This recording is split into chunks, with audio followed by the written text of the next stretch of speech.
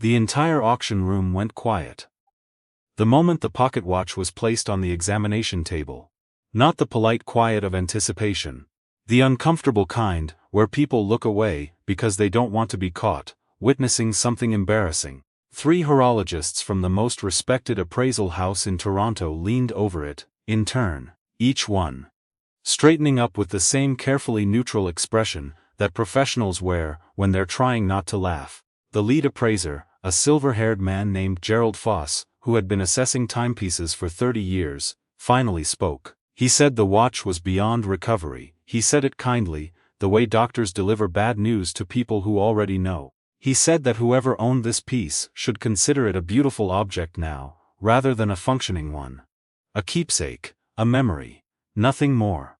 Standing at the edge of the room in a dark wool coat she'd worn to 3 board meetings that week, Diane Calloway listened to this without blinking. She was the kind of woman who made boardrooms fall silent when she walked in, not because she demanded it, but because she had built enough. That silence felt like respect.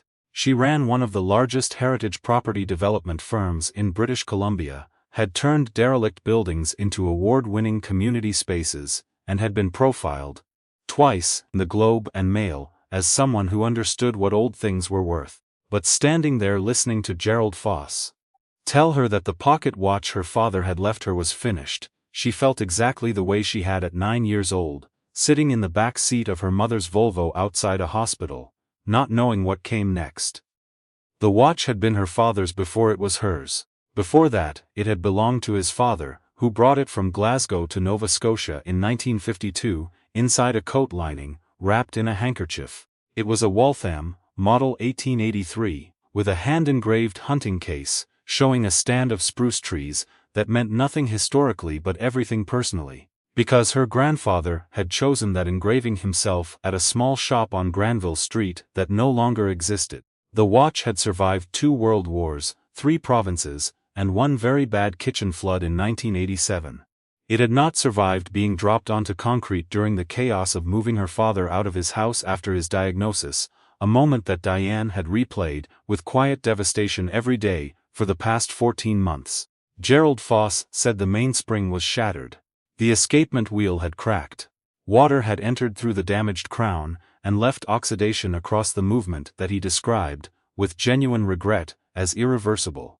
3 separate watchmakers before him had already declined the work. From across the room, from a corner near the service entrance where a man in a gray Carhartt jacket was quietly returning tools to a worn canvas roll, came a voice that nobody particularly noticed at first. "Could I take a look at it?"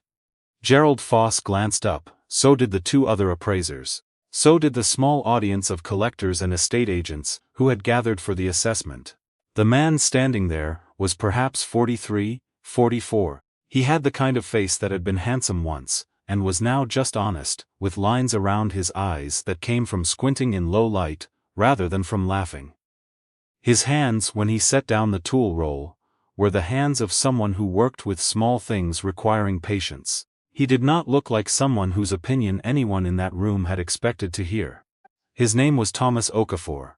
He had come to the auction house, not as an appraiser, not as a collector, but because the building's antique wall clock had been running slow, and they had called the one repair shop in the neighborhood, still doing mechanical work. He charged $90 for a service call, and did not own a car, so he had taken the bus, which was why the canvas's tool roll had a small transit sticker on the zipper pull from a route he took every morning. Gerald, Foss said, with professional courtesy, that the watch had already been assessed by 3 specialists. Thomas said he understood. He asked again if he could look. Diane was the one who said yes. She said it before she had fully decided to, the way people sometimes act on instincts they don't yet have words for. She handed him the watch not because she believed he could do anything Gerald Foss could not. She handed it to him because something in the stillness of how he waited, without pushing, without performing confidence, reminded her of her father. Which was irrational, and she knew it. Thomas Okafor held the watch for a long moment without opening it. He turned it over in his palm. He brought it close and tilted it toward the light, examining the case seam, the crown, the back hinge. Then he opened it carefully, with the kind of practiced quiet that people develop over years of not wanting to disturb sleeping things. He looked at the movement for close to 2 minutes without speaking. When he did speak, he did not say it could be fixed. He said he thought it was worth trying. He said he had worked on a similar Waltham movement 8 years ago, a piece with oxidation damage not entirely unlike this, and that the result had not been perfect but it had been running. He said the escapement wheel was the real problem, and that sourcing a period-accurate replacement would take time and some luck. He said he would not promise anything. Nobody laughed, but a couple of people exchanged glances. Gerald Foss said gently that the concern was damaging the piece further in the attempt. He said sometimes preservation meant accepting a limit. Thomas said he agreed with that in general. He handed the watch back to Diane and told her it was her decision. She asked him for his card. He didn't have a card. He wrote his number on the back of a bus transfer. She called him the next morning. Thomas Okafor had lived in East Vancouver for 11 years, in a narrow house on a street of narrow houses near Nanaimo Station, where the gardens were small, and the recycling bins were always slightly too full. He had bought the house with his wife, Adese, in the early years when they were both working and optimistic about what East Van was becoming. Adese had been a sonographer at St. Paul's. She had died of a pulmonary embolism 31 months ago, on a Tuesday in February, without any warning that it was coming. She was 39 years old. Their daughter, Chisum, was 8 now.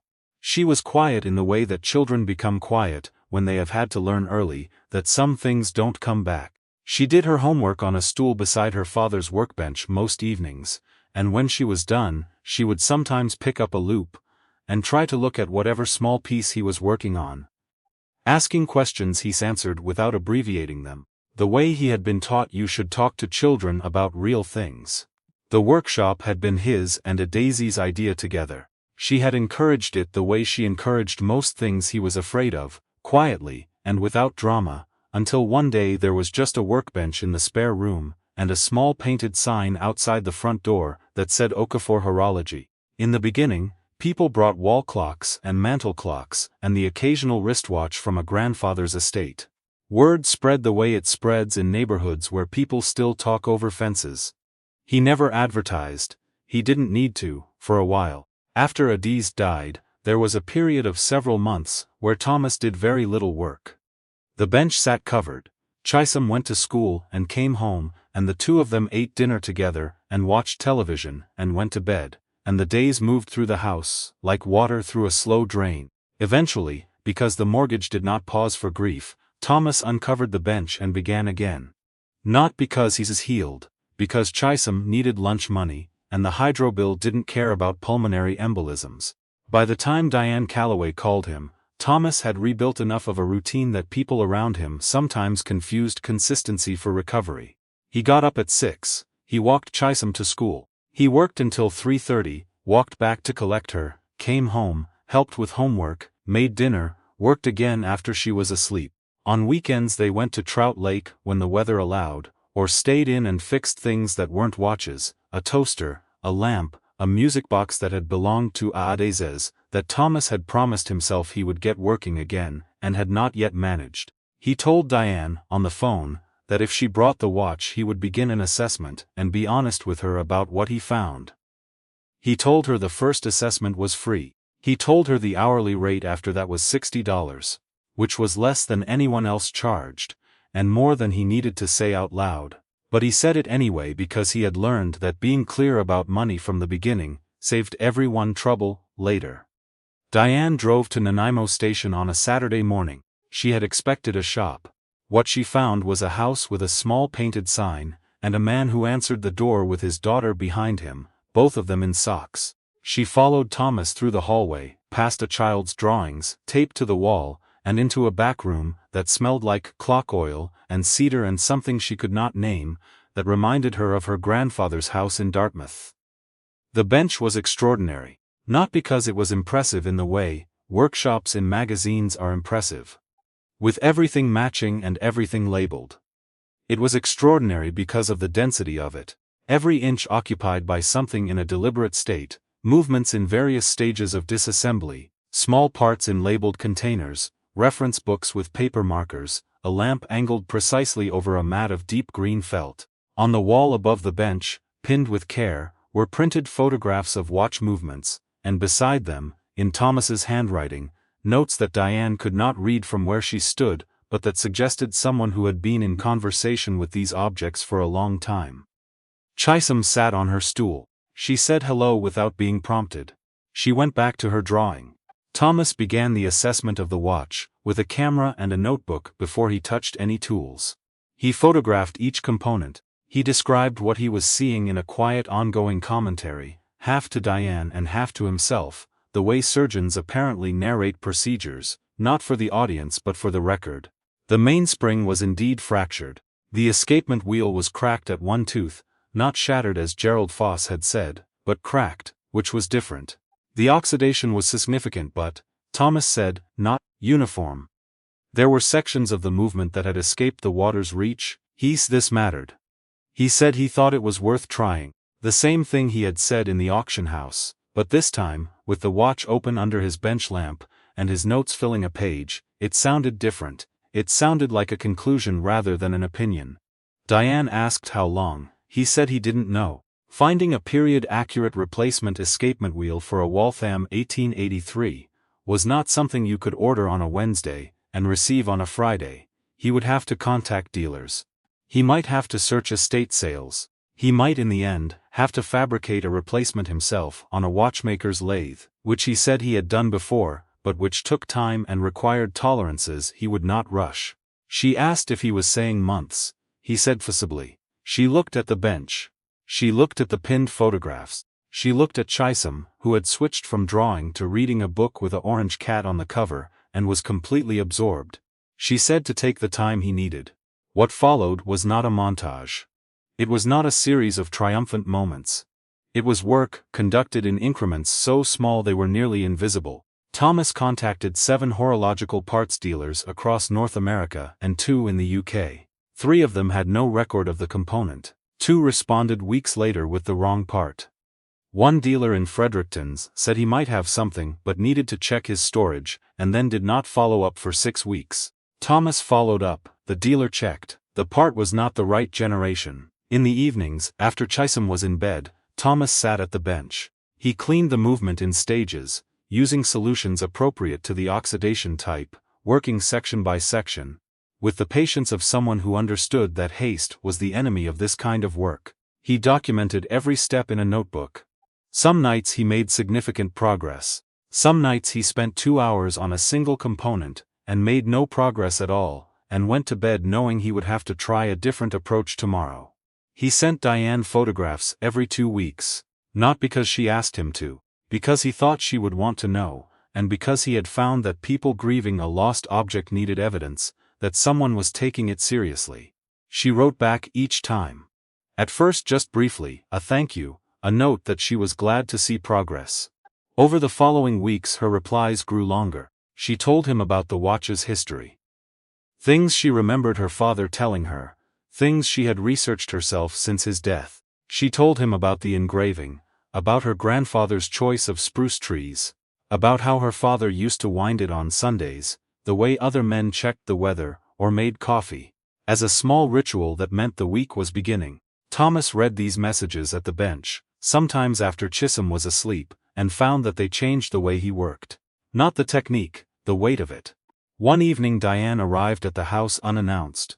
Not intrusively. She had been driving past after a site visit in Hastings Sunrise, and had sent a message asking if it was a bad time, and Thomas had said no. She found him and Chisholm both at the bench, Chisholm holding a loupe to her eye, and examining something Thomas had given her to look at.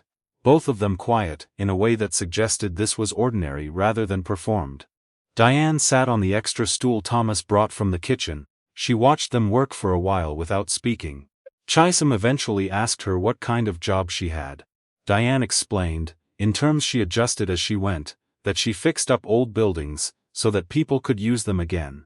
Chisholm thought about this, and said it was like what her dad did but bigger. Diane said yes, she supposed that was right. Thomas glanced at her without turning from the bench, and almost smiled. That evening, after Chisholm had gone to bed, Diane stayed for tea. They talked in the kitchen at a table, with a crack in one corner that had been covered with a strip of electrical tape years ago, and never properly repaired.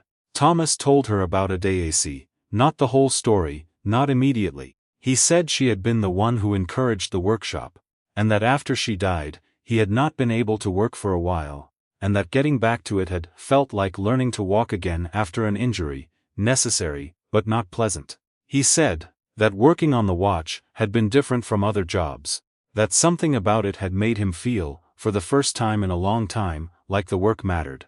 Diane said she understood that. She said she had spent most of the past year managing her father's estate with the efficiency she brought to everything, and that the watch was the one thing she had not been able to manage, that she had brought it to 4 experts, and listened to 4 verdicts, and each one had made her feel like she was losing her father again, in a small incremental way. She said she had given it to Thomas not because she believed he could fix it, if she was honest. She had given it to him because he had asked quietly and waited, and not filled the silence with expertise. Thomas was quiet for a moment after that. He said he had found the escapement wheel. He had found it through a watch collector in Hamilton, who had a movement from a slightly later model, but with compatible specifications, a man named Phil Sutter, who had been sitting on a box of spare parts from an estate sale for 3 years and hadn't known what he had. Thomas had driven to Hamilton on a Wednesday while Chisholm was at school, spent 2 hours examining parts with Phil at a kitchen table, and come back with the escapement wheel wrapped in acid-free tissue paper in a small envelope in his jacket pocket, held against his chest the entire drive home. Diane stared at him. He said he had been going to call her tomorrow. She laughed, actually laughed, the way people do when something releases, rather than when something is funny. The final stages took another 6 weeks. The replacement wheel required fitting and calibration that Thomas performed in sessions of 2 and 3 hours, each one followed by testing and adjustment, the watch running slow, then fast, then closer still. He replaced the damaged crown. He reattached a loose component in the winding mechanism. He polished the case without removing the small scratches that had come from years of use, because he understood that a watch that had been carried was supposed to look like a watch that had been carried. The movement began running accurately on a Thursday evening in late March. He let it run for 72 hours before he called her. He said he thought it was done. She came the following Saturday. She brought Chisholm a book about clocks and time zones, a hardcover with good illustrations, which Chisholm received with the solemn gratitude of a child who took books seriously. Thomas placed the watch on the felt mat, and wound it with a key he had cleaned and polished along with the rest of the case. The mechanism engaged with a small clean click. The second hand moved. It moved steadily, without hesitation, with the quiet authority of something that had been running for 140 years, and saw no reason to stop now. Diane held it for a long time without speaking. When she did zisp, she said it sounded right. She meant the movement, the tick, a sound she had not heard since childhood, but recognized immediately, in the way certain things live in memory not as images but as sensations. She said her father used to hold it to her ear when she was small, and let her listen, and that she had forgotten until this moment that she remembered that. Thomas did not say anything. Chisholm was reading her new book in the corner and did not look up, which was, in its way, a perfect response. The invoice Thomas sent was for the parts, and the hours at his standard rate. He had not charged for the trip to Hamilton, or for the evening tea, or for the weeks of documentation and photographs. Diane paid it, and then called him. She said she wanted to talk about something else. She had been developing a heritage site, in Gastown, a former warehouse building, that her firm was converting into a mixed-use community space. Part of the design included a permanent installation on the ground floor, a public-facing area meant to showcase the building's industrial history and the craft traditions of the neighborhood. She had been struggling to find the right anchor for the space, something that was not decorative, not museum-like in the sterile way, but genuinely alive. She said she thought it should be a working horology workshop. Not a display, not a historical recreation. A real workshop, open to the public on specified hours, staffed by Thomas, with a small adjacent space for teaching, classes for adults and children, an educational program she was prepared to fund through her firm's community development budget for an initial 5-year period, with a salary that she named. Thomas said nothing for a moment. She said the workshop would carry his name, and Adesi's name. She said that was not negotiable. He had to put the phone down briefly. He picked back up. He asked if she was sure. She said she had spent 20 years restoring things other people had given up on. She said she knew what it looked like, when something had value, that wasn't visible on the surface. She said she had known, the first time she watched him work, that she was looking at someone who understood what she understood. That some things are worth the time, and the patience, and the difficulty, not in spite of what they've been through but because of it. Thomas accepted. The workshop opened on a Thursday in September, in a ground-floor space with large industrial windows that let in the light in the morning, and held the warmth of it into the afternoon. The sign above the door read Okafor and Adesi's Horology, and below that Iletson Small's Restoration and Teaching. On the opening day, a dozen people came for the first public demonstration, and 24 more drifted in off the street, because the windows made the work visible. A man in a gray apron at a lit bench, with small instruments, and a kind of focused silence that people found, without knowing why, they wanted to be near. Chisholm came after school. She sat on her stool, she did her homework. When she finished, she picked up her loupe and looked at whatever her father had on the bench, the same way she always had. Nothing about that part had changed. In the crowd were 3 of the 4 appraisers who had told Diane the watch was beyond recovery. None of them had been invited. They had come, because word had spread, through the horological community in the specific way that news spreads when something people said was impossible, turns out not to have been. Gerald Foss stood at the back of the room, and watched Thomas work for a long time without speaking. At one point he approached the bench during a quiet moment, and asked, with genuine curiosity, how Thomas had solved the escapement wheel problem. Thomas told him about Phil Sutter in Hamilton, and the box of estate parts that nobody had catalogued. He explained the fitting process, the calibration, the 72 hours of testing. He answered every question without heat, without the satisfaction of someone who had been right when others were wrong, or at least without showing it. He spoke the way he worked, carefully and without rushing, as if the explanation deserved the same attention as the repair. Gerald Foss listened. He said, at the end of it, that it was remarkable work. Thomas thanked him. He didn't say anything else about it, he didn't need to. Later that evening, after the crowd had gone and the space was quiet, Diane stood at the window looking out at the street. The workshop behind her was still lit, bench lamp on, Chisholm asleep on a couch that had appeared along one wall, and that nobody had discussed, but that everyone understood was necessary. Thomas was still at the bench, working on something new, a mantel clock someone had brought in that morning before the opening, trusting already that this was a place where broken things were taken seriously. Diane watched him for a while. She thought about her father winding the watch on Sundays. She thought about the sound of it, that small clean click of a well-calibrated mechanism engaging. A sound that meant something was working the way it was supposed to. She thought that sometimes the people who understand how to fix things are the ones who have had to understand, quietly, and without ceremony, how difficult it is to keep going when something essential has broken. That they learn patience not in school, but in the specific hours of life that offer no shortcuts. That the knowledge they carry is not the kind that looks impressive from across a room. She thought her father would have liked Thomas Okafor very much. Outside, the September eve settled over Gastown, the way evenings settle over old neighborhoods, not dramatically, not all at once, but steadily and without fuss. Inside the workshop, the bench lamp held its small circle of light, and inside that circle, a man who had lost a great deal and kept going anyway, bent over a clock that someone trusted him to understand, and understood it.